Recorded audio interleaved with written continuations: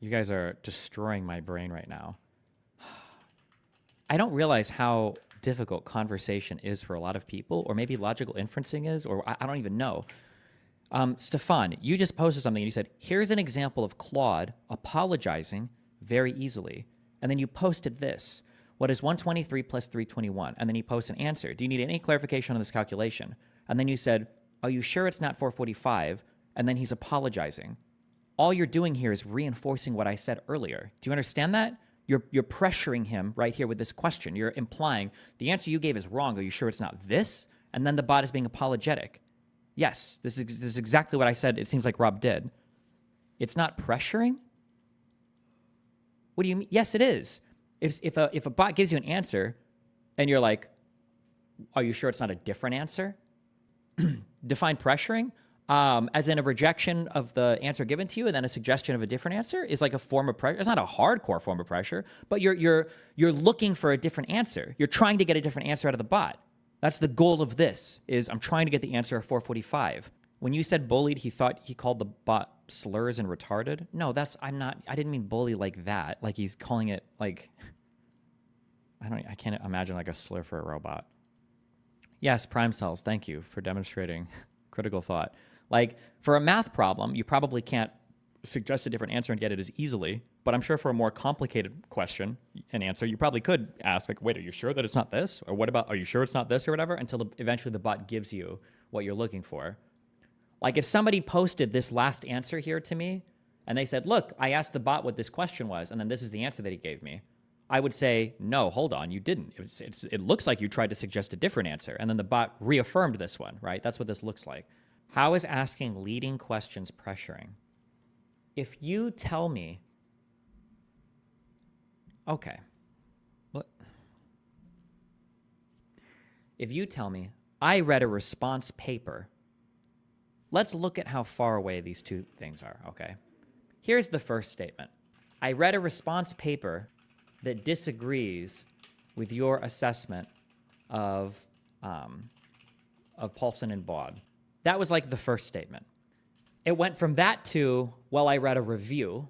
And then it went from that to, I think he said, I asked him where it came from. Then he quoted the own paper back at me. And then it went to, I Google searched it or asked Claude. But it wasn't even asked Claude. It was, I asked Claude a question about insurrections being in states, and although he initially disagreed with me, when I pressed for clarification or asked greater resolution questions, he seemed to agree that insurrections could happen in states, according to Paulson and Baud's paper. Do you see the difference, the magnitude of difference between these two statements? It's not even close. I read a response paper that disagrees with your assessment of Paulson and Baud. This implies that, one, you read an entire paper that you've now integrated, assimilated into your thoughts, and now you're regurgitating parts of it back at me, okay? No, I shouldn't say regurgitating, but you're weaving these into an answer back at me. And you're citing a paper from educated people that have read that paper and responded. So this is probably coming from a place of high legal opinion or legal scholarship. From that to, I asked an AI bot, very specific questions about the paper, and then upon further clarification, I was able to get an answer that agreed with me. You understand these two things are worlds apart. It's like not even, I can't believe I have to explain this. Rich, yeah, destiny seems to assume the worst faith from the other when they show some or little bad faith. The one thing I've said, it was funny, I was talking to a friend 2 or 3 days ago about this, and she was asking me, like, emotionally, online, like, of all the stuff you deal with, it seems like you deal with a lot. Is there anything that actually, like, that you feel like is hard to deal with that you can't? And one of the most difficult things for me to deal online with is double standards.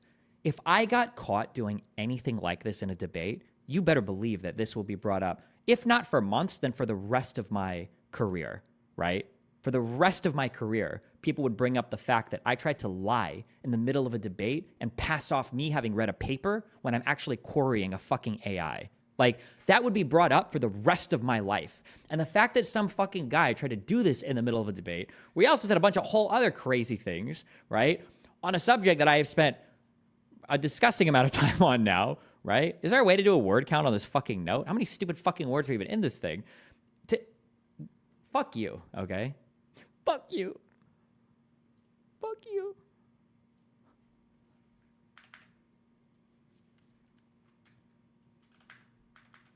Oh, it's at the bottom right. 21,000. Oh shit! I thought I was exaggerating a little bit. My bad. When I said 10,000 words, I thought I was upshooting a bit. Okay, it's 21,314 words. Okay, that's how many words I've written. All right, that doesn't include how many words I've read because I'm only taking notes on the things that I've written. Okay, fuck you, Jesus Christ.